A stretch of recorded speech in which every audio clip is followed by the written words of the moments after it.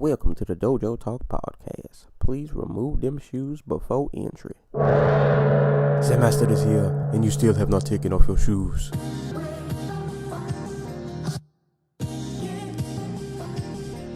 Yeah.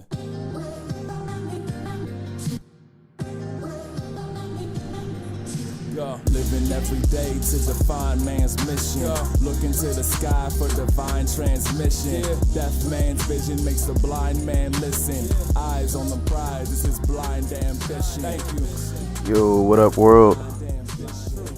I'm back again. Episode number 63 of the Dojo Talk Podcast. I am your host, Cerealsensei. It's been about a week since you guys heard from me. So between now and then, holidays have passed, so I hope all of you guys have had a good Christmas. Me personally, my Christmas was actually pretty dope. Really, my whole Christmas weekend was pretty dope, Eat good food, around family, chilling with the girlfriend. Everything was good, man. I can't complain. Got some pretty good gifts. Best gift of all being Zelda Breath of the Wild, which I've been pretty addicted to lately. I honestly don't get a chance to game as much as I would like, but I've been making time for this game. Quick story though about that, man. Shame on GameStop, because I got okey-doked really bad. So I go over my dad's house with my dad, my brother, my stepmom, hanging out, all that good stuff. And he hands me the box with my gifts in it. So, I got like little socks and actually some really comfortable Under Armour socks. Not gonna lie, these socks are really comfortable. So, I had like Under Armour socks and some other stuff in the box. And then at the very bottom of the box, I see Zelda. So I'm hyped. I'm like, man, I've been contemplating buying this on the Wii U, but I kind of want to switch. But he got it for me on the Wii U, and I'm definitely not about to complain because I really, really, really wanted to play this. So I get the game, man. I open up the case. Lo and behold, wrong disc is in the game. So, lucky my pops the next day while I was at work, he went back, exchanged it. So I got the real thing now. So I've been chilling with Zelda for these last couple days, man. This game is amazing. It's really good. And to be honest, after I'm done recording this podcast, I plan on eating, and then I'm probably gonna hop right back on it. Yeah, man, Zelda Breath of the Wild. I know I'm late to the party. A lot of you guys, if you're gamers, you've probably been playing it already. But if you're like me and you're a bit late to the party, it's worth it. I've only played this game maybe like 5 hours so far. I've hardly even done any main missions, but the game has been it's dope. It's really, really dope. But I don't want to waste too much time on it. But you know how Zelda is, man. Zelda never disappoints, and this game is no different. So definitely give Zelda Breath of the Wild a play, and you'll find yourself addicted like I've been. I guess real quick, before I get into the show, let me get in some plugs. As always, this podcast can be listened to on YouTube, SoundCloud, Google Play, iTunes. If you're on iTunes, please subscribe and rate, share, tag a friend. Also, you can like the Dojo Talk Podcast Facebook page, and if you want to send emails, you can send emails to dojotalkpodcast@yahoo.com if you have questions, comments, concerns, and all that good stuff. So this episode, man, pretty much running down the top 20 of my favorite albums, 2017. But real quick before I get into that, because a few other things I wanted to do these past couple weeks, but with the holidays and I've been relaxing and busy at the same time. Still working on my book, and between the holidays, hanging out with family and still working, couldn't fit in all the shows I wanted to. So real quick, I'm gonna just do like a rapid fire, just a few topics I wanted to talk about that I didn't get a chance to do episodes on. So I think I mentioned it during one of my previous podcasts that I wanted to review Eminem's Revival album. That never happened. So I guess I'll just give a quick rundown of that album right now. I only listened to it one time, and to be honest, I only cared to listen to it one time. Yeah, man, it just wasn't a good project, man. To be honest, it just wasn't that album didn't hit for me. Like, for one, it was 19 tracks. It was way too long, and it felt every bit of 19 tracks. And it made it harder because some of the tracks were like 5 and 6 minutes long, and it just wasn't an easy album to get through. And like, I guess not to completely bash it, like some of the ideas and concepts that he was trying to pull off and go for, I thought were dope. But like just the execution of them, man, it didn't sound good. From production, which I had a huge problem with on this album, to all of the pop features, and I don't know, man, it didn't really come together that well. And I was just confused. I feel like at this point in M's career, like, you don't need to be chasing a hit single, or you don't really need to even work with these pop artists, man. You can come out and just do you, man. Like, you've hit that point, kind of like Jay-Z, how he did with 444. I don't think he was really chasing any number one singles. He just kind of came out and did what he wanted to do. And I don't know if this was what M wanted to do, but I don't know, man. Like, you're at Shady. You should have had, like, I know he signed Conway. Is it Conway and what's the other guy's name? I'm blanking right now. But the two new dudes he signed to Shady, like, they should have been featured on this album. There should have been some Slaughterhouse features, or at least a Royce feature, bare minimum. I'm pretty sure Alchemist is signed to Shady.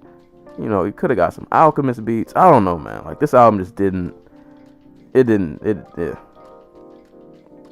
didn't hit, man. There were moments on this album that were cool, but just as a whole, man, I couldn't really get with it, man. Like I said, some of the concepts were okay. Like, it was definitely a more mature M, but it just, I don't know. But what do I know? I just Googled it, and this album hit. It's apparently number 1 on Billboard. So, hey, man, what do I know? I guess somebody liked it. But like I said, I don't mind the content and what he was going for, but just execution-wise, to me, it just wasn't pulled off well. But I won't really delve into it. I mean, if you want to give it a listen, I'd say listen to it, form your own opinion. Don't let me or any articles or critics sway you from listening to it. But yeah, it didn't do it for me, man. Wasn't feeling it. Star Wars: The Last Jedi. Got a chance to see that last week. I enjoyed it, but kind of like The Force Awakens, I don't really know if this is a movie that I could see myself like wanting to go back to. But that's coming from a person who rarely watches movies twice anyway. So I don't even know how much that's worth. But it was an enjoyable movie. Like, it was a fun movie. But there were just some flaws, glaring flaws that I don't know. And spoiler alerts are coming, so if you didn't see it, don't just skip this little segment. But yeah, like, I don't like how they did Snoke. At least from what I thought was just like this god powerful dude, and he gets X'd off like he's nothing. I don't understand still. I really wanted to like Kylo Ren in this movie. I really wanted to. I want to like him as a villain, but I still kind of can't. And the thing is, I didn't like Kylo in Force Awakens, but I didn't like Kylo more so just because he was whiny. I feel like in this movie, I think the reason I didn't like Kylo, it wasn't really necessarily because of anything he did. It's more so how they used his character and like how they explained some of his character.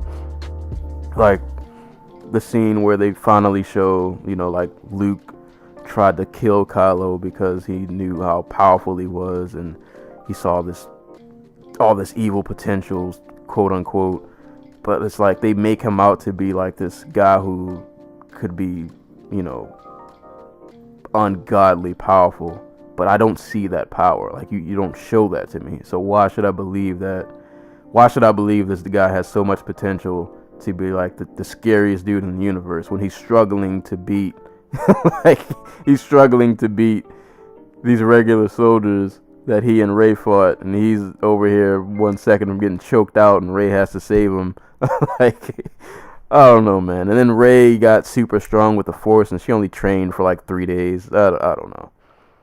But those flaws aside, like it was still an enjoyable movie.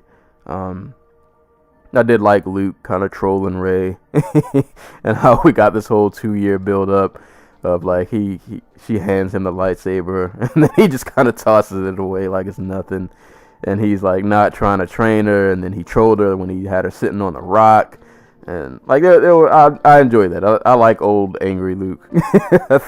That didn't bother me at all. I mentioned earlier the lightsaber fight with Rey, Kylo, and those guards. I thought that was actually a really, really dope scene. I kind of wish this movie would have had more lightsaber fights. Like we need more, because when they do have them, like they're really good. But I just feel like they're too far in between. But I found that those were enjoyable. I like the Porgs, if I'm saying that right, the little furry guys.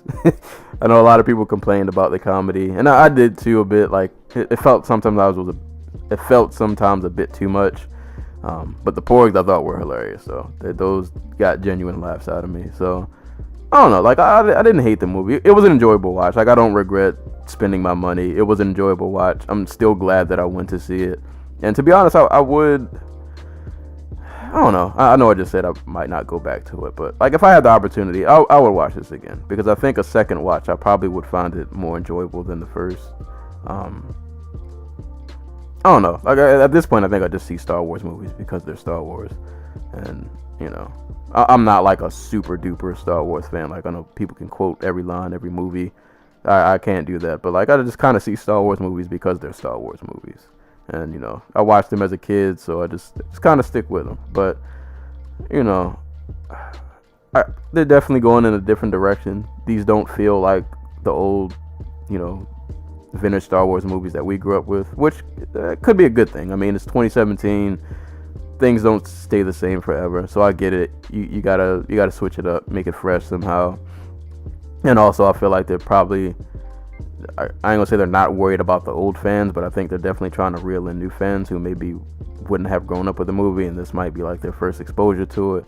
So, I don't know. It was a cool movie. Like it wasn't great, wasn't terrible. It was enjoyable, but much like the M album, I would urge people, don't let critics sway you one way or another. Like go see the movie, form your own opinion. Don't let anybody tell you one way or other like, oh, it's the greatest thing ever, oh, it's complete trash. Like go see it and watch for yourself, and you'll figure out where you fall on the spectrum, if you love it or you completely hate it like some people do. But I thought it was cool. I'm still glad Star Wars is at least making a comeback, and we're getting Star Wars movies now every year. Even though Rogue One, to me, clearly out of all these little Star Wars comeback movies, Rogue One to me is head and shoulders above Force Awakens and Last Jedi. And I get it, Rogue One was a prequel, but Rogue One was amazing. in my opinion, Rogue One was dope. But Force Awakens, Last Jedi, man, they're cool. Give it a look, man. If you're a Star Wars fan at this point, especially if you've been riding with Star Wars for this long, you can't just not see it. Like, go give it a look, form your own opinion. It's an enjoyable movie. This movie reminded me of Justice League movies, or not Justice League, like DC movies, in that I found them enjoyable, but they definitely have glaring flaws. But I'm not really a mega critic, at least in terms of movies. I'm not really hard to entertain, so I'm not really as harsh or as judgmental on movies as I am with music. But yeah, man, Star Wars: Last Jedi, give that a look. Not a bad flick. And I guess real quick before I get into this top 20, I'm gonna try not to keep this episode too long. I may be lying to y'all, but I don't know. Just what was I gonna say? I'm blanking out. Oh man. Yeah. On a somber note, rest in peace to Combat Jack, who passed away. I don't know if it was last week or a few days ago. For people who don't know Combat Jack, I believe he was at one point a lawyer in hip hop, like an entertainment lawyer. I know he did business with Nori and a few other people. I knew him mostly because of his podcast, The Combat Jack Show. I would urge anybody if you're a hip hop fan and you want to hear about like real hip hop history, definitely go check out his podcast, man. That dude did a lot of great interviews and a lot of great stories. I think most recently, ones I've heard in the last year, I really enjoyed the episode he did with Fonte. I really enjoyed the one he did with I'm blanking out, the guy from the Fugees, but not Wyclef and Lauryn Hill. I feel so bad. Why am I blanking out on this guy's name? I can't do this. I can't disrespect this gentleman. So I'm gonna Google this. Prize. There we go. Prize's episode was really dope. A lot of good stories in the episode, and that's kind of like what I really enjoyed about Combat Jack's podcast, and AZ too. I like the episode they did with AZ, but there's a lot of good stories, just really good gems. Almost like Combat Jack was like a hip hop historian, man. Like you don't get those kind of stories on any other hip hop shows or anything else that I've listened to. Like, I think his show and he himself was real unique in that he gave you that really rare content, man. Those stories you're not gonna hear that on every show. So like losing him, that's a big blow, man.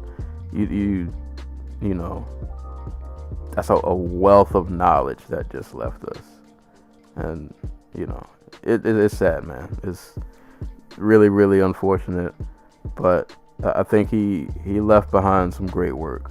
So if you've never listened to Combat Jack, go give Combat Jack show a listen, man. Go listen to. There's tons of interviews, man. Tons of interviews. He was one of the first podcasts that I started listening to when I first started getting into podcasts. So yeah, when I found out he passed, man, it was a bummer, because I always looked forward to his interviews every week and seeing who he would interview and like what they would talk about and what stories would come, you know, what stories I would hear when I listened to his episodes. And yeah, man, just it's unfortunate, but rest in peace to Combat Jack. And I guess bit of 2017 reflection. I don't mean to drag this out, but a lot of this I wanted to talk about earlier. I just didn't get a chance to. But plans for the podcast, they're real quick, because this will probably be the last podcast you guys hear in 2017. Next time you guys hear me, got something in the works. 2018, we're about to have a dope fight podcast for my MMA fans. I got that in the works. Won't say anything yet, but it's I'm really looking forward to this episode. But yeah, I guess a little bit of just reflection before I get into this list. I'm actually recording this on December 28th, and I'm going to try to release this tomorrow on the 29th, which would actually mark, I believe, the year anniversary of when I started this podcast. And ironically, the first podcast I uploaded was my 2016 top 20 list. So try to put this out tomorrow. Keep this trend going. I didn't think this podcast would last a year, to be honest. Like when I first started, my original goal, I was like, if I can even get like 20 episodes, I'll be good. And here we are, some 60 plus episodes later, still going strong. Shout out to my co-host, the Anti-Cool, man. He's been with me on my podcast journey, helping me cover fights, helping me bring in guests. So it's been fun, man. I've gotten a chance to talk and network with some really cool people, you know, via the interwebs. Did my first interview with my homie Pale Moon. Shout outs to him. I've had people reach out to me. I've been put on to just other podcasts. So this year's been fun, man. Like starting this podcast has been very worth it. Definitely not the most popular. I don't get a ton of views or, you know, a ton of listens. Hintity hint, you guys should share this episode. But nah, man, this has been a fun ride for this year, man.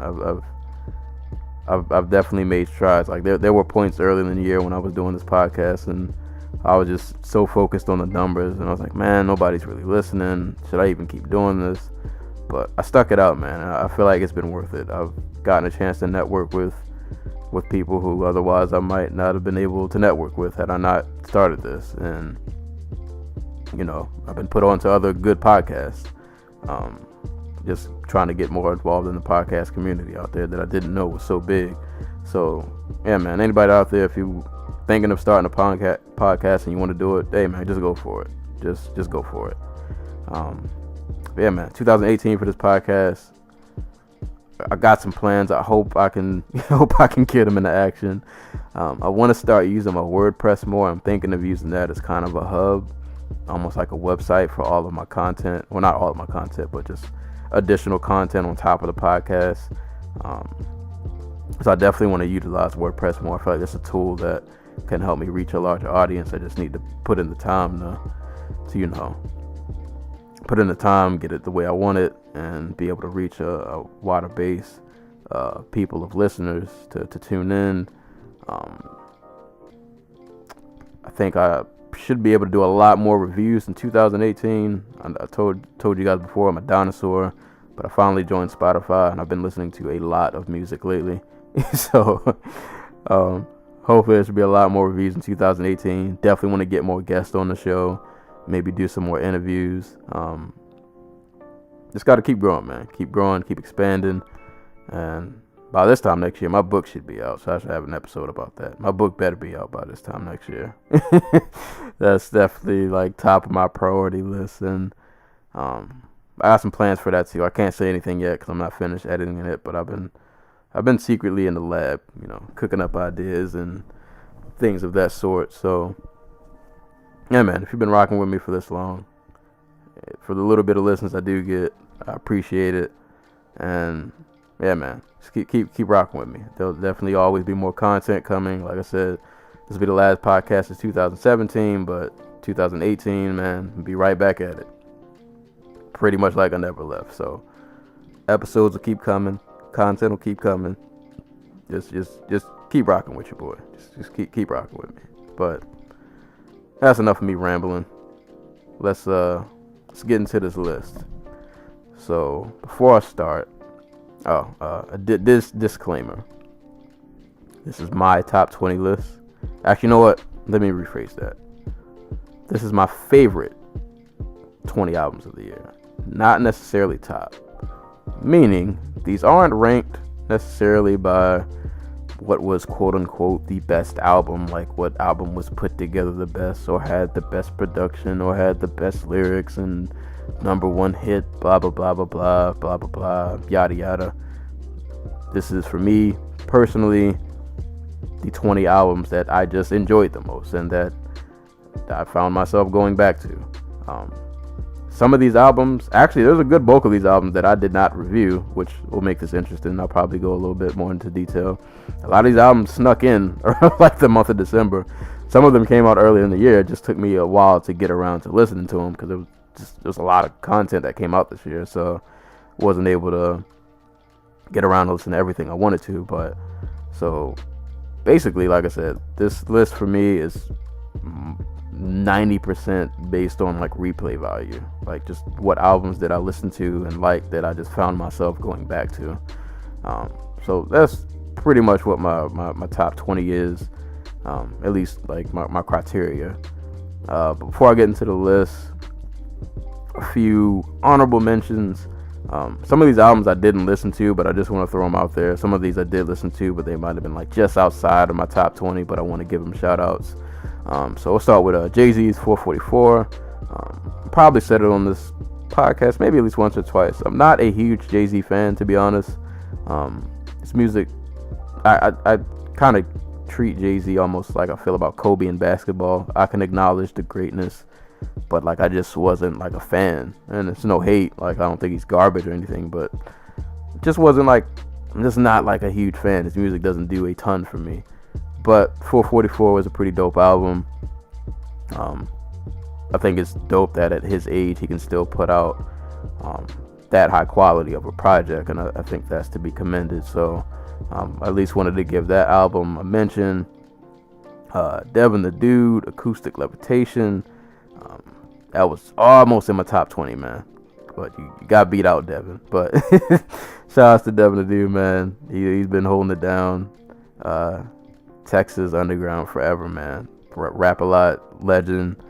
If you want some, I'm pretty sure I reviewed this album. Yeah, it's like if you just want something chill to listen to, just to lay back and relax, get you some laughs in.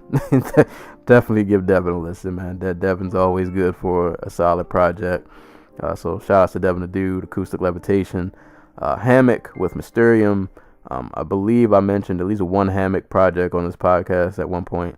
I actually have not gotten a chance to finish this album, but I know what Hammock does. It's just like beautiful ambient music with just awesome instrumentation. I need to go back and finish listening to this album. I'm almost throwing this out as just like a recommendation. If you want some ambient music, if you want to listen to something to put in your headphones and make you feel like you're floating on a cloud somewhere, this is what you want to listen to. So Hammock with Mysterium, give that a look. Cult Classic Records, I think the album was just called Cult Classic Records Presents. Basically just an instrumental hip-hop album. I think there were a few cuts on here that had vocals. This came out really early in the beginning of the year, which kind of sucks. A lot of albums that come out in the beginning of the year don't stick with me all the way to the end, but I wanted to at least give that a shout out. If you like instrumental hip-hop, definitely give these guys a listen. If you know Cult Classic Records, they've been around for a while, man, and they do really good with like that instrumental hip-hop, instrumental music. So give their Bandcamp a look. You'll definitely find some gems on there. And last album I mentioned, honorable mention, Toki Monsters, Luna Rouge. It was a good project. I didn't like it enough to put it in my top 20, but I did enjoy it, and I was almost gonna review it, but I just kind of never got around to it. So, but I wanted to give that album a shout out also. So those are just honorable mentions and albums that I kind of wanted to shout out. But without further ado, let's get into the nitty gritty. Run through this top 20, and then maybe I'll go in depth with a few of these, and then I'll get on out of here. I don't want to keep y'all forever. So starting at number 20, Nyck Caution, Kirk Knight. With Nyck at Night, self-titled album. Stormzy with Gang Signs and Prayers. Number 18, Zero, No Love Boulevard. Number 17, Marlon Craft, The Tunnel's End. Number 16, Big Boi with Boi-Booomiverse. Number 15, Open Mike Eagle, Brick Body Kids Still Daydream. Number 14, Cyhi the Prince, No Dope on Sundays. Number 13, Sabrina Claudio, About Time. Number 12, Noveliss-Kenjutsu, Under the Moonlight. Number 11, Marcus D, Melancholy, Prequel, Rising Sun Redux. And then favorite 10 albums of 2017, we got Kendrick Lamar sliding in at number 10 with Damn. Number 9, we got Raekwon with The Wild. Number 8, Cunninlynguists-Rose, Azura, Njano, if I'm saying that correct. Number 17, Substantial, The Past is Always Present in the Future. Number 6, Terrace Martin presents the Pollyseeds. And top 5 of 2017, Odyssey, The Iceberg. Number 4, Rhapsody with Layla's Wisdom. Number 3, Daniel Caesar with Freudian. Number 2, Joey Badass with All American Badass. And number 1, favorite album 2017, Big Crit, Forever is a Mighty Long Time. I remember last time I did this list, it took me forever to talk about my number 1. So I'm going to just run and talk about this Crit album real quick so I don't repeat that mistake. But, yeah, man, I have not put this album down since it came out. I have played this album non-stop, both discs. Like, this is one of the best double disc projects I've ever listened to. And really, man, depending on what kind of mood you're in, you can throw in either. If you want something a bit more reflective, you throw in that second disc and just kind of vibe out. If you want some hits, you want something to make the trunk rattle, you put in that first disc, you put on Subenstein, and you just let it crank, man. Like, this album is so good, man. I can't say I could not, I still can't put this down. Like, Crit took everything that we've known and loved him for this long, and just elevated everything. And I'm like, if this is what you sound like being independent off of Def Jam, bro, I can't wait for the next project. And Def Jam, and I said this when I reviewed this album, you guys let this walk out the door, and I don't. That's wild. Like, this man tuned out a great, amazing project, and you guys let this walk right out of Def Jam. Like, somebody's got to lose a job over this. This album is just, it's soulful, but it has that southern boom. It's got hits, but it still got songs with content. It's the perfect mesh of everything. Like, I can't say good enough things about this album. If I remember, I'll leave the link in the description below, because I don't want to take a bunch of time just talking about this one project.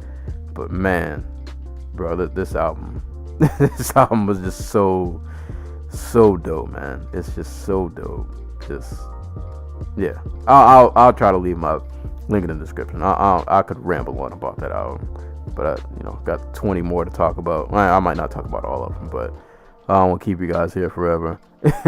Let me get into a few of these albums. Actually, a lot of new interests, people who've never been in my top 20, and a lot of people actually who I've never listened to. So let me get into a couple of these people who kind of just snuck in and are kind of people who I've newly became fans of. Sabrina Claudio with About Time. To be honest, man, had I heard this album like when it came out, because I didn't listen to this until like early December. If I had heard this when it came out, this might have made my top 10. It might have just been outside of my top 10. But this is some really good R&B. Really easy on the ears, really like serene feeling, really kind of soft.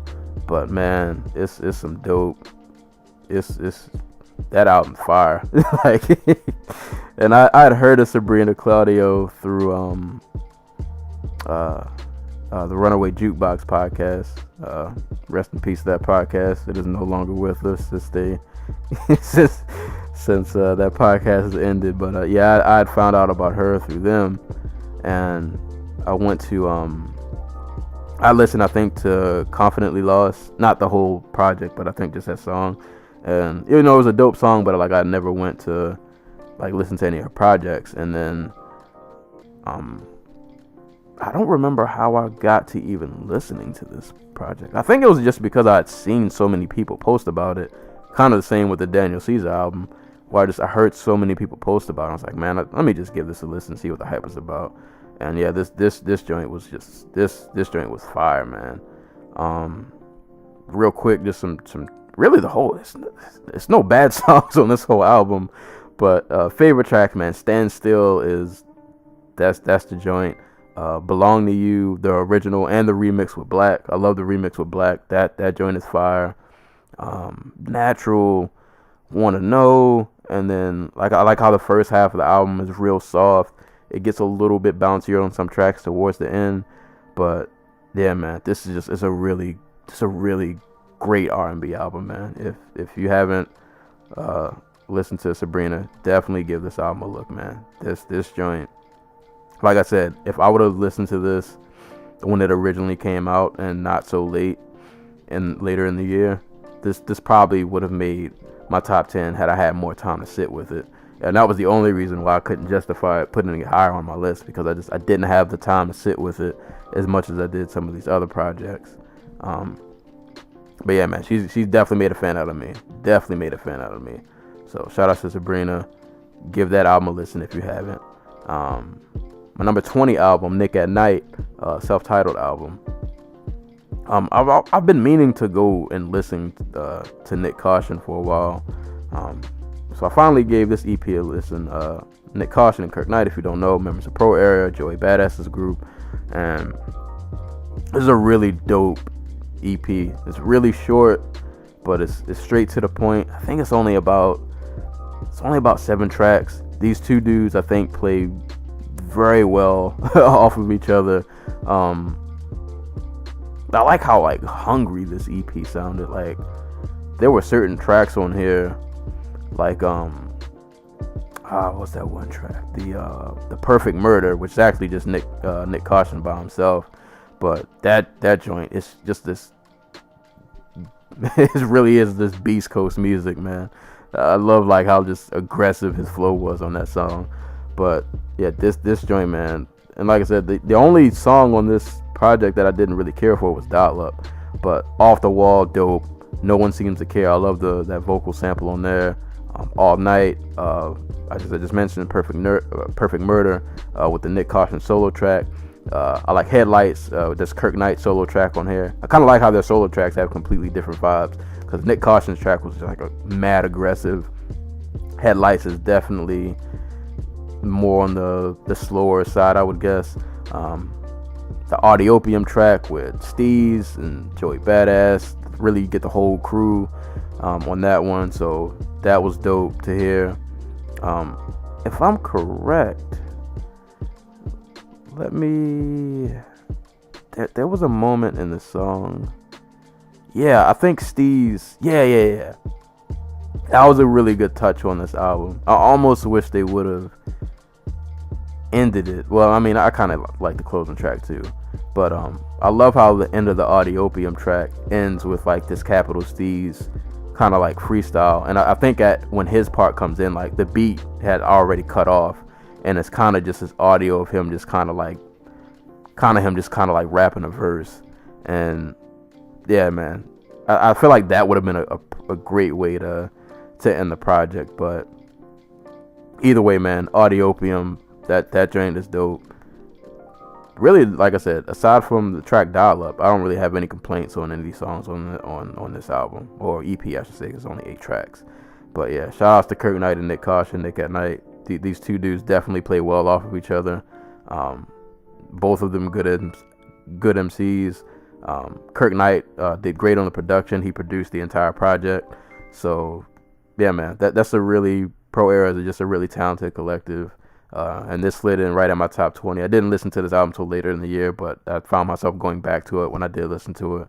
So they slid right in at my number 20. So yeah, shout outs to Kirk Knight, Nyck Caution, Joey, whole Pro Era collective.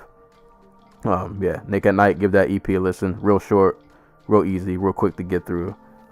If you like that Beast Coast sound, that's something you probably would enjoy. Number 19. This was an interesting listen that I did not envision popping up on the top 20 list. My number 19, Stormzy with Gang Signs and Prayers. So I'm not very well versed in the UK hip hop scene or like grime music.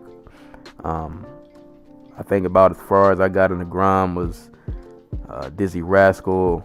I know a little bit of Kano, and I've been hearing of this guy Wally, who I've kind of dabbled listening to, but I wasn't really too familiar with the scene. I've heard a lot of people mention this Stormzy album, and from what I've read, and anybody can correct me if I'm wrong, because like I said, I'm not really well versed on the grime scene, but like this album isn't, I guess you would say, like grime in its purest form.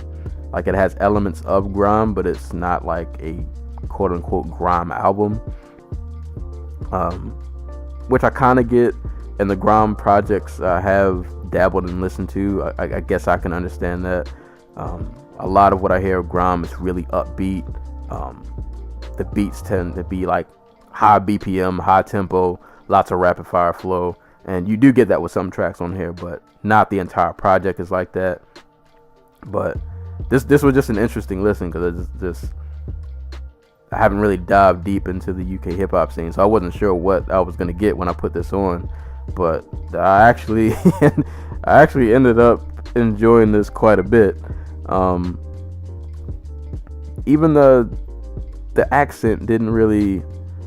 There was at some points where the accent kind of throws me off, and also like a bit of the slang that I guess is popular over there, like I may not understand, but I still found this album enjoyable. Like I guess as just someone who who watches a ton of MMA and grew up watching like martial arts flicks, I guess just like accents in foreign languages aren't too hard for me to deal with, because I grew up just listening and consuming content of things that aren't like native to America. So accents I can kind of get past, and around a lot of this production I didn't mind it. I love the opening track, First Things First. I love a lot of like the aggressive tracks on here, like First Things First, Cold, Mr. Skeng, Return of the Rucksack. That's the jam. Return of the Rucksack that's the joint on here. But like I like this because this album's pretty diverse. Like you get the hype tracks that'll beat you over the head real fast, real aggressive. But then you get tracks like Blinded by Your Grace Part 1 and 2, which are very gospel influence. Cigarettes and Kush, kind of like a mainstream song. 21 Gun Salute, that's a kind of slower track. And I like even towards the end, he starts to get real personal with tracks like Don't Cry For Me and Lay Me Bare. It's a pretty well-rounded album, man. Like you get tracks where he's kind of flexing. You get tracks where he's reflective. You get tracks like 100 Bags, where pretty much a track that's dedicated to his mom. So I enjoyed how well-rounded this album was. And it might not be for everybody. I know a lot of people probably won't be able to get past the accent. At least from what I understand, this is one of the most popular, I guess, like mainstream rappers over there in the UK who's getting a lot of buzz. So I think at least for an American listener, if you can get past the accent, I think you would enjoy this album, because the production is a bit different than something you would hear from in the States, but also not that much different at the same time. You can definitely tell it has its own flavor to it, but it's not so far left that you wouldn't be able to get with it. So I would say give it a try. But like I said, if you can't get past the accent, it might not be for you. But if you can get past the accent, I don't see any reason why you wouldn't enjoy this album. Especially like the more upbeat tracks, like I mentioned. Like listen to First Things First, listen to Return of the Rucksack, listen to Mr. Skeng. Or like I said, if you want one of the slower tracks, listen to like Cigarettes and Kush. Or if you want the soulful gospel tracks, Blinded by Your Grace Part 1 and 2. So yeah, this was dope, man. I enjoyed this a lot more than I thought I would, and I found myself actually going back to it and listening to it. So yeah, man, shout out to Stormzy. This is a pretty dope project, and I've slowly been trying to get into more grime. So if anybody knows, if you can recommend me maybe like the classic grime albums that maybe I should be listening to, point me in the right direction, man. I appreciate it. I'm willing to give any and everything a listen. No, shout outs, gotta give the home state a shout out. Substantial came in at number 7 with The Past Is Always Present in the Future. He's from Maryland, so gotta give him a shout out. This was actually, I think this was the first album I bought in 2017. So props to this, because I'm pretty sure this came out in January. And this album has stuck with me pretty much all through the year. And I still go back and listen to it, man. Like this is a real quality project, man. I love the No Turning Back 2.0 joint with Yama Hiroto on the keys, man. That was just a very nice touch to remix that song. Definitely an album packed with social content. Man, I really enjoyed that project. Substantial's been putting in a lot of work throughout the years, and I think this is probably the best I've ever heard from him. So definitely give this album a listen if you want some content in your music. Yeah, man, just give this a listen, especially if you're from Maryland, man. You got to support the home squad. So shouts to him. This joint landed at number 7. I knew this would be in my top 20. I wasn't sure if it would still be that high, but I still find myself going back and listening to it. So yeah, shout outs to Substantial.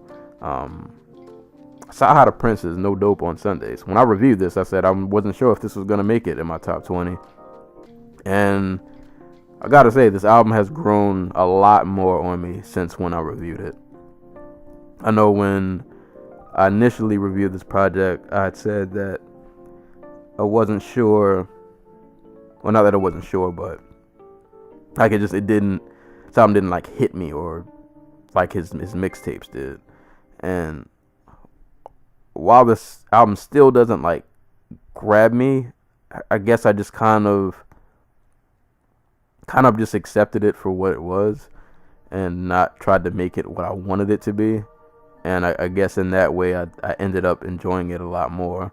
And even some of the tracks that I wasn't like a huge fan of, and some of them I'm still not like a huge fan of, but like some of these tracks have warmed up on me, like the the track Don't Know Why. I'm not pretty sure I said I don't care about a Jagged Edge feature in 2017, but that track is kind of like warmed up on me. I don't mind that track. The first half of the album still flames, like the 8-minute intro, the No Dope on Sundays, Get Your Money. But yeah, like Don't Know Why, God Bless Your Heart, Free, 80s Baby, Closer has become one of my favorite songs on there. Lots of gems on this album. Like I said, I just kind of accepted this album for what it was and not what I wanted it to be. And I guess in that way, it made it a lot more of an enjoyable listen. And now I do find myself going back to it a lot more. As I mentioned in the review, dude is a great lyricist. If you want bars, if you want, we call this like the street gospel album, just look no further. This album is dope. And like I said, I wasn't sure if this was gonna make my top 20, but it definitely grew on me the more and more I listened to it. So shout out to Cyhi, No Dope on Sundays. What else do I want to give a quick shout out to? Noveliss-Kenjutsu, Under the Moonlight. Noveliss over Nuja Best Beats. I mean, you can't really go wrong with that.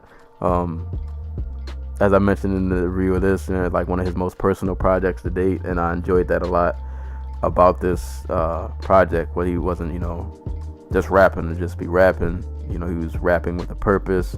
The songs had, there was a message to him. He was telling good stories while still giving us, that anime and, nerd references that we all know and love if, you've been fans of him. So, yeah, man, Kenjutsu, Under the Moonlight, real quick, easy listen. I think that's probably why I went back to it so much, because you can just kind of breeze through the whole EP, and by the time it's over, you're like, man, that's it. And you just go back, run it back, go back and listen to it again. But, yeah, man, tracks off that, Rolling Stone, Swordplay, Tales of a Samurai, which is literally a track about like 3 of the most known anime samurai. So yeah, man, Kenjutsu, Under the Moonlight by Noveliss, great project, really dope artwork. Still waiting to get my physical in the mail though. If you hear this, Noveliss, check on my order, man. trying to get the album, bro.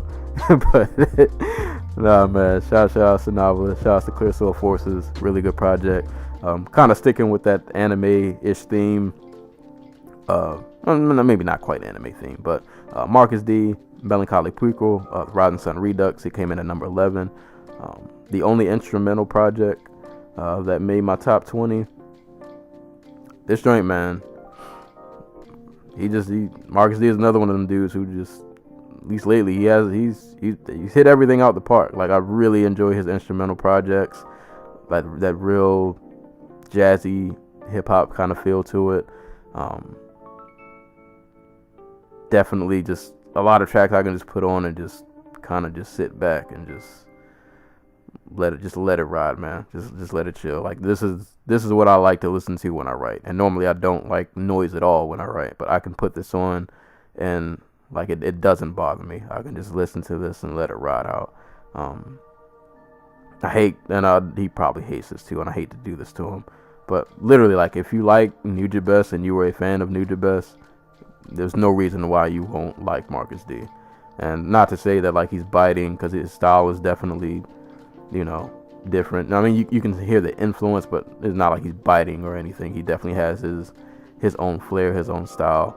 But, like, if you like that, those kind of beats, that kind of jazzy, kind of hip-hop feel, like the instrumentals from like Samurai Champloo had, like things in that kind of vein, you'll definitely love this project. I never know if I'm pronouncing the name right. I think it's Reverie. I want to say that's how you pronounce that. That's probably my favorite track on here, man. I can always throw that joint on, and it just puts me in a nice, chill, relaxing move. And he can go from tracks like that, and then you have other tracks that are a bit more upbeat, jazzy, funky feel to them. You can't go wrong, man. It's a really dope instrumental project. And like Noveliss, whoever does the cover work for your albums is fire.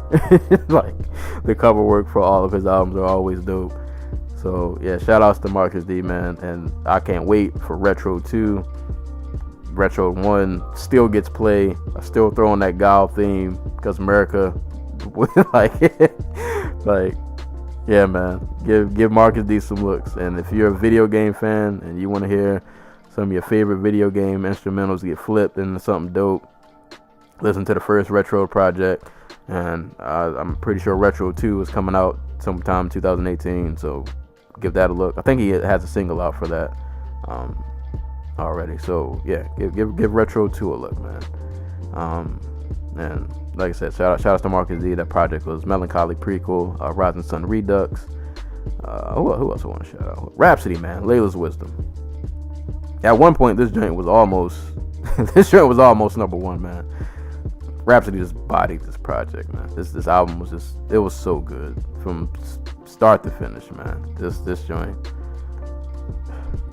Kind of like Big Crit. Like, I think she really just elevated her game and took all of the things that we've loved her for so far, but just like improved on them so vastly. And yeah, man, this album was just, the strength was just fire. Like, and I like that this is, you know, her first release under Roc Nation, and like, she didn't try to switch up her sound or do something mainstream. Like, this is still all within her realm, even though she did definitely take some risks and do some experiment with different sounds, but it wasn't anything like so far outside of the box where it sounded like she was just trying to reach for like a mainstream sound. Like, everything sounded like, you know, something that she would be comfortable over. So this joint, man, there's so many fire tracks. Like, brother, the intro, Layla's Wisdom, is dope. The power track with Kendrick Lamar, Riding with GQ, Black and Ugly, You Should Know, where that flow on that track, boy, she got in that pocket and just bodied that beat. I love Roller Coaster Jam Called Love, that beat switch up at the end when Music Soul Child comes in. Jesus Coming, the storytelling track. It's just so many good. It's ridiculous, bro. Like, this album is just, it's so good. It's so good. I'm really glad that she's starting to get a lot more shine, getting her face out there a bit more. So shout outs to Rhapsody, shout outs to Jamla. Really dope project, and they're signing a lot of good people over there, man. That's a crew and a collective to keep an eye on, man. They're definitely getting a lot of talent. I'm so mad I keep blanking in this podcast. There was a really young dude I saw they signed. Dude's only like 17, 18, I don't know. But I looked up one of his videos. He's over there killing it. So shout out to Ninth and Jamla, Rhapsody, everybody over there at that crew, man. Those dudes are turning out some really good projects, signing good talent. Keep doing what y'all doing, man. I guess I should quickly go through my top 5. I already mentioned Big Crit, Joey Badass, All American Badass. At one point, this was my favorite album of the year. Had Big Crit not came out, this probably would have still been my favorite. I think, like I said in the review, man, I wasn't too sure what direction he was going to go with this album. And he kind of took the political angle, but not so much made it preachy. But I love this album, man. I love the content of the album and the things he was talking about that are definitely relevant to the times. But it still had some, you know, aggressive Joey tracks. I think it was just a real mature Joey album, man. But yeah, I couldn't put this down either. There aren't really many tracks on this album that I skip. Like, all of these tracks are good, man. For My People's probably my favorite song. But then you get like Ring the Alarm with Kirk Knight, Nick Caution, and my man from Michi Darko, I think. That joint is crazy. Rockabye Baby with Schoolboy, that joint knocks.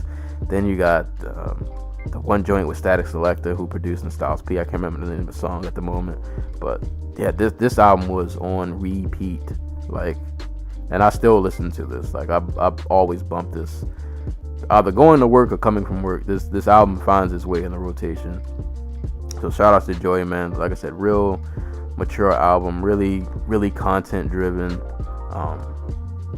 Yeah, man, it was just a really good sophomore album. I'm so glad he did not hit that sophomore slump, because, you know, Before the Money, I enjoyed that project a lot more than I thought I would, and this is kind of the same. Like, I wasn't sure what I was going to get into when I put this on, but when I got to the end, I was like, man, this dude, he hit it out the park. I was really impressed with this project. Number 3, Daniel Caesar's Fraudian. Bro, like, any of these in my top 5 could have been number 1 at one point. Like, Fraudian, man, this is definitely the best R&B album I've heard this year.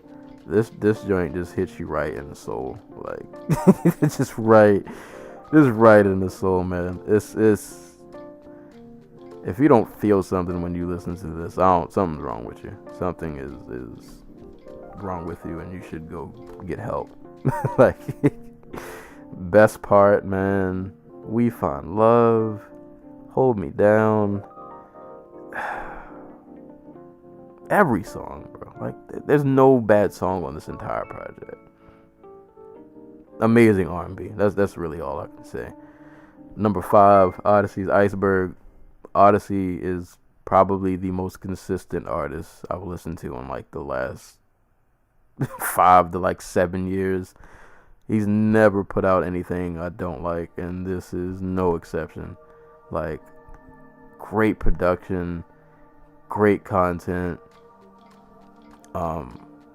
He never misses a beat, man. Like, and kind of like Joey, making music that's definitely relevant to the times with some of the themes and things that he mentioned throughout the album. I love the track You Grew Up, when he's telling the story about him and the friend he grew up with who was white, and how the white guy, his white friend, ended up hating his family because they were foreign and he thought they were taking the jobs, and so on and so forth.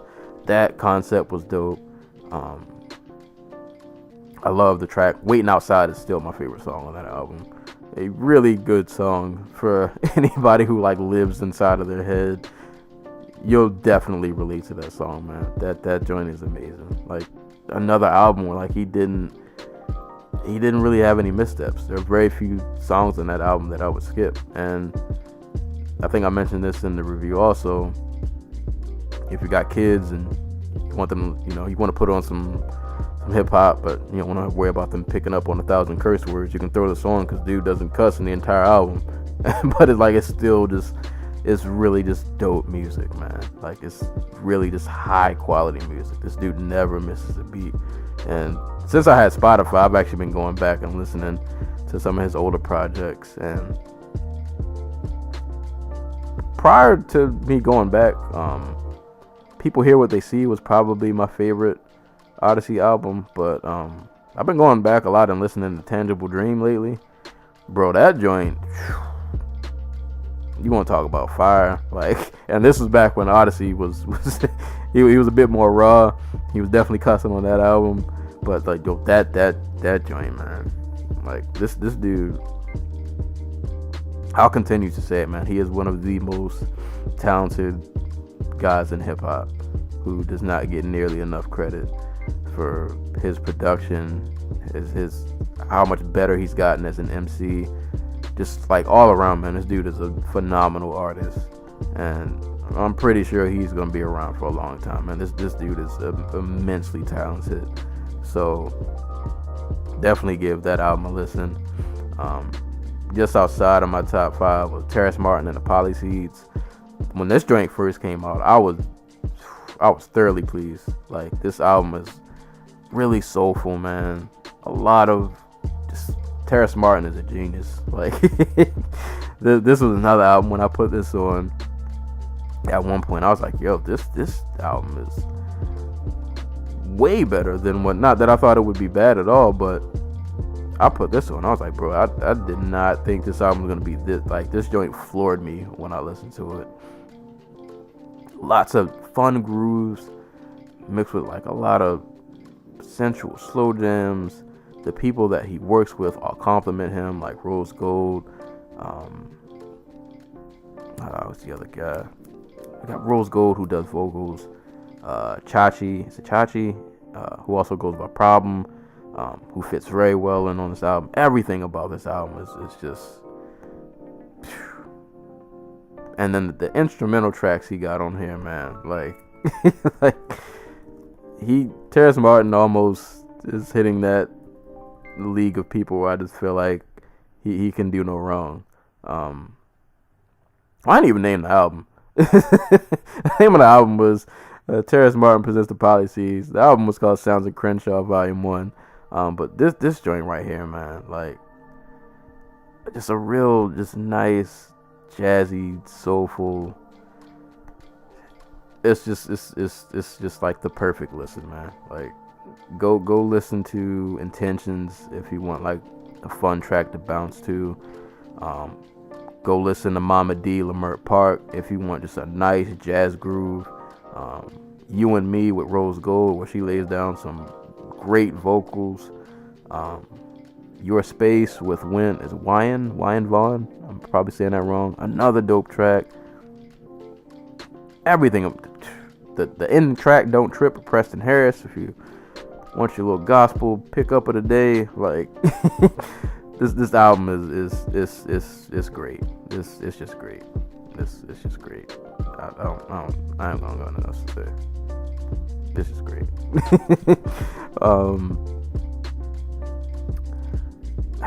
I've almost ran through this whole list, man. Shout outs to Raekwon-The Wild. Dude has been in the game for so long, still putting out quality projects. This album was really slept on. I did not see enough people talk about this project, man. That track he did dedicated to Marvin Gaye was amazing. This album it's just really good, man. Like, I was thinking about this the other day when I watched a lot of the Dead and Hip Hop Classic album reviews they were doing when they did the Wu-Tang End of the 36 Chambers. It's just amazing how talented that group is. Like, they're so talented as a group, but on the solo tip, those dudes can still put out phenomenal projects by themselves. And even though, you know, you kind of know what you're getting with a Raekwon album, lots of mafioso talk, but he does it so well, and he still finds ways all these years later to still make it entertaining. But that album was really well produced. Raekwon has not lost a step as far as rapping ability. So yeah, man, this joint was on repeat real heavy, especially that Marvin track, man. That joint is fire. Yeah, shout outs to Raekwon. That give that tape a listen if you haven't. Cunninlynguists-Rose, Azura, Njano. It's almost not fair that they're on this list because I feel like anything they drop is gonna make my top 20 because this is probably like my favorite group in hip hop. These dudes, I can't stress enough, are phenomenal writers in terms of lyrics and the way they word and paint pictures. No is always amazing on production, and this album is very loaded with content. Yeah, man, the Cunninlynguists is another group. They just they don't miss a step, man. Like, and it's crazy how much they've evolved since like Whoop Rap for Food, how much that sound has changed, but they're still just a really, really dope group. And this another album in their discography that just adds to the legacy. Like, when these dudes are said and done, I get it, they're underground, they probably won't get the accolades they should, but like, I think these dudes are like a classic group, man. These dudes have put out some really, really great projects. So shout outs to Cunninlynguists. Another notch on the belt, another quality listen. Love the track Hustlers. Love the track Riot. Love everything, man. I keep going back to this album also, man. And rounding out my top 10 was Kendrick Lamar with Damn. I don't know if I've mentioned this before. I'm not like a super huge Kendrick fan. Like, I like him. I feel like everybody else loves him, and I just kind of like him. But yeah, I was impressed by this, man. I really enjoyed this project, and I did like To Pimp a Butterfly, but I didn't find myself going back to the album. Like, damn, I was going back and listening to that, man. Like, it was some jams, some jams on that album, man. Like, it was a good mix of music that was definitely like accessible sound wise, but still had, you know, good content in it, good bars. So I found myself going back to it. DNA still slaps. Yeah, man. Good job on Kendrick, man. Like, like I said, I don't like him as much as everybody else does, but he's another dude who seems like he just kind of hits everything out the park, man. Like, he's got a really dope streak going, and hopefully he continues, man. Damn was another good listen, man, and another notch on his belt. So keep doing what you're doing, Kendrick. I might as well just run down these last couple, since I've almost finished my whole top 20. Number 15, Open Mike Eagle, Brick Body Kid, Still Daydream. Not as like cheerful as other Open Mike Eagle projects. Really a lot of this album, if you listen to it and pay attention to the lyrics, it's a very serious album, even though, you know, Open Mike Eagle kind of has this real off-kilter delivery. Production can get kind of weird at times, and sometimes it might even sound joyful, but like if you listen to what he's saying, it's a very serious project. A lot of content about literally like his projects that he grew up in and how much it's like been destroyed and things have changed and gentrification's happened and how he's watched his auntie's old building get, you know, it's a lot of content, but he's one of those dudes that, like, when I listen to his albums, like, man, this sounds weird, but I like it. Like, it sounds really weird. It's definitely not for everybody. I feel like he's probably an acquired taste, but I still just, I enjoy his albums, man. He's a really unique artist, and he's somebody who, he's one of the few dudes that, like, I can't think of anybody else that sounds like him. There's nobody I can really compare him to.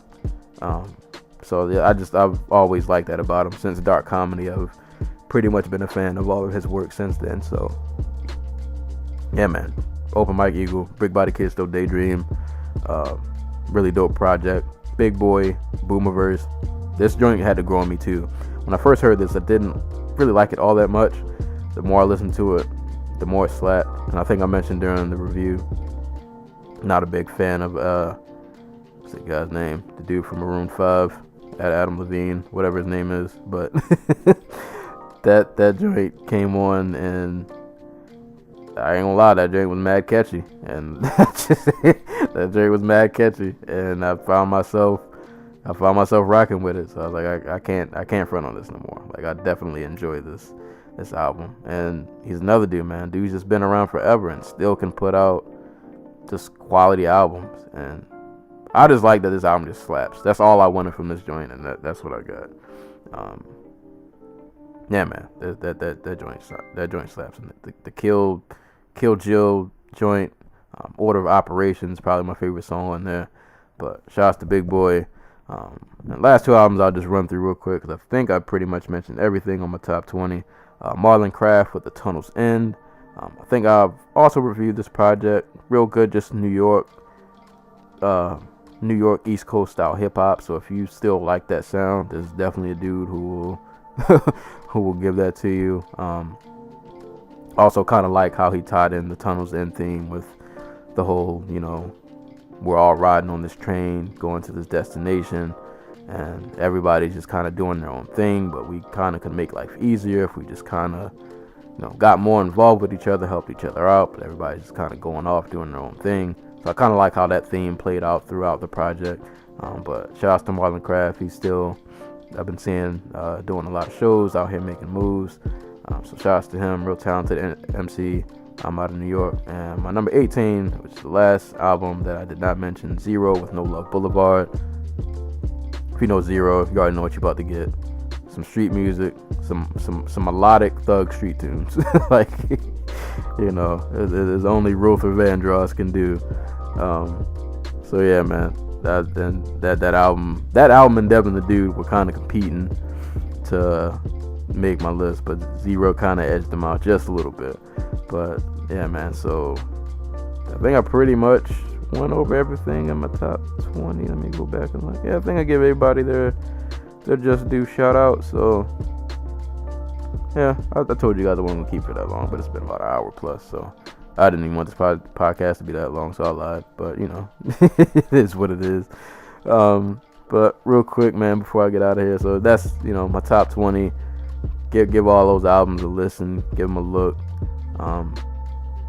And if any projects not on my top 20 that you might want to recommend or think I should check out, feel free to send them over. Like I said, there was a lot of projects this year that I wanted to listen to that I didn't get a chance to, but I'm definitely all, you know, willing to go back and listen. But that's my top 20 favorite albums of 2017. Real quick, I guess, before I get out of here, like I said, man, 2018 is coming up. It's been a pretty interesting year. I think if I had to think of a theme this year that, you know, I would share with you guys, you know, take care of yourself. Like, really take care of yourself. Like, health-wise, man, try to eat right, because health was a major theme for me this year. I've been to the hospital more times than I care to remember. But, you know, man, this is real important, man. Eat right. Try to exercise, man. Treat your body right. You can't. It's hard to accomplish your goals when your body shuts down on you. And I had to learn that the very hard way this year. A few trips to the ER is not fun, man. Not fun. Take care of your health. And more important even than your physical health, man, take care of your mental health. Like, try not to stress yourself out too much. If you need a woosah moment, bro, take a woosah moment. Chill out, relax. It's okay to take days off and chill out and not do much. We need those days sometimes. You just unwind, watch a movie you like, play a game, listen to some music, you know, go out with friends, whatever you got to do to find your little zen moment, your moment of peace. You know, do it. You have to take care of yourself, man. It's like life is hard already, or it can be hard. It can be difficult. It can be arduous, and we make it much harder when we don't take care of ourselves. So definitely do that, man. That's the one thing you guys get from this episode, bro. Just take time to take care of yourself, man. It's hard to take care of other people when, you know, you're not looking after your own body, your own temple, so to speak. But yeah, man. This is the last podcast, 2017. Thank you guys for rocking with me for, by the time you hear this, it'll have been a year now. When we come back in 2018, my first podcast in 2018 will be a fight podcast. It's going to be wild. Actually, I need to take some notes and try to get some notes down for what I want to do on that podcast and reach out to some people. Trying to do something fun for this Cyborg Holly Home card / a whole slew of other topics we'll probably get on that might not have anything to do with fighting. But yeah, man, 2018, it's going to be a good year. This podcast is still going to be rolling. God willing, my book will be out and I'll be able to give updates and hopefully do some episodes and maybe even videos on that. Like I said, looking to use the WordPress page a bit more. Hopefully that'll become more of a hub for content for me. Trying to grow the brand, man. Trying to keep the ball rolling and just keep improving on what I've been doing. So yeah, man, last episode of 2017. I hope you guys have had a great Christmas holiday. Hope you guys have a great New Year. Be safe. Please don't drink and drive. I don't want to see none of y'all on the news. You know, don't do anything stupid. As always, this podcast can be listened to on YouTube, SoundCloud, Google Play, iTunes. If you're on iTunes, please rate and subscribe on iTunes. You can hit us up on Facebook, Dojo Talk Facebook page. If you want to get at me on Twitter, I am at Cerealsensei. And if you have questions or anything you want to send to the podcast, Dojo Talk Podcast at yahoo.com. That's been it, man. That's 2017. And next time you guys hear me, it'll be 2018, and we'll kick things off with the new year. So until then, I'm your host, Cerealsensei. This has been another episode of the Dojo Talk Podcast. And I will catch you guys later. Peace.